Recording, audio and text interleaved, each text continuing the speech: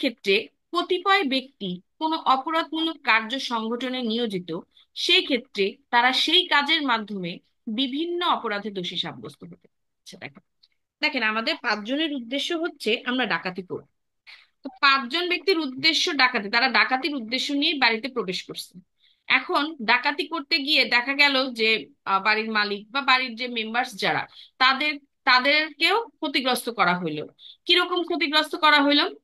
আপনি ধরেন তার গলা টিপে ধরছেন, বা হাতে হাত দুইটাতে আপনি রশি বাঁধছেন।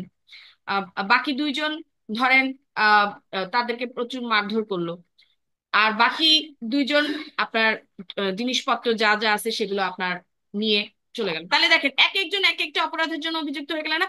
প্রত্যেকে তো আপনারা ডাকাতির অপরাধে অভিযুক্ত হইলেন অবশ্যই, তার পাশাপাশি যে মারধর করলো সে গুরুতর আঘাতের জন্য দায়ী হলো। আবার কেউ যদি ধরেন ডাকাতি করতে গিয়ে ধর্ষণ করলো বা খুন করে ফেললো, মার্ডার করে ফেললো, তাহলে সেই ব্যক্তির মার্ডারের জন্য দায়ী হলো।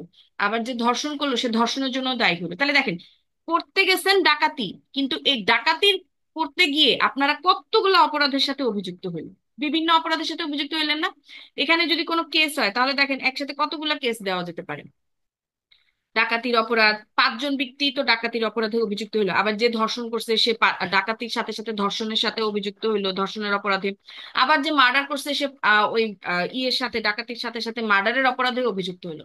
তাহলে দেখেন, একটা অপরাধের মাধ্যমে, একটা অপরাধের উদ্দেশ্য নিয়ে আপনি প্রবেশ করলেন, কিন্তু আপনি কতগুলো অপরাধের সাথে অভিযুক্ত হইলেন। খেয়াল করছেন বিষয়টা? জি ম্যাডাম।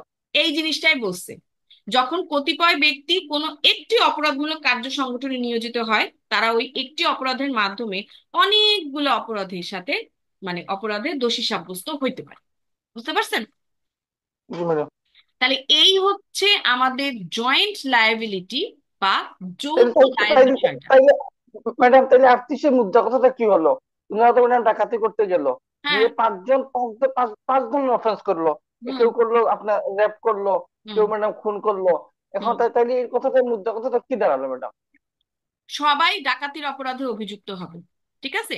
হবে তো সবাই হবে, জি ডাকাতির হবে। অপরাধে তারপর অভিযুক্ত হবে। তার সাথে তারপরে যে আবার, যেই কাজ এক্সট্রা করতেছে সে সেই অপরাধের জি, জন্য অভিযুক্ত। ঠিক আছে? আবার প্রত্যেকে, হুম। বলেন, বলেন। আবার প্রত্যেকে ম্যাডাম, আবার প্রত্যেকে ইন্ডিভিজুয়াল ইয়ে হবে, বিচার হবে হ্যাঁ, নাকি ম্যাডাম আবার? ইন্ডিভিজুয়াল ডাকাতির অপরাধে তো আপনারা প্রত্যেকে অভিযুক্ত, সবার তো ওই ডাকাতির জন্য চার্জ গঠন হবে।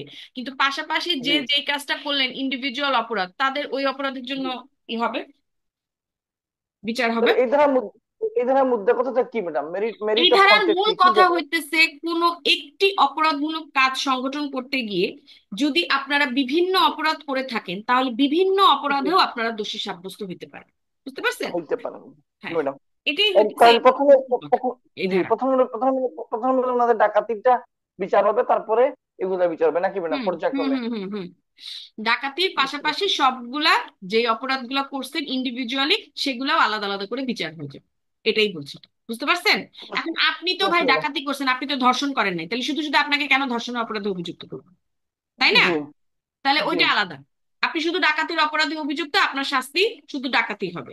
আর যে ডাকাতির বুঝতে পাশাপাশি ধর্ষণ করছে, তাহলে তার শাস্তি জি ধর্ষণ সহ ডাকাতি। ঠিক আছে? ডাকাতির শাস্তি তো সে পাচ্ছে, আবার ধর্ষণের শাস্তি সে পাবে।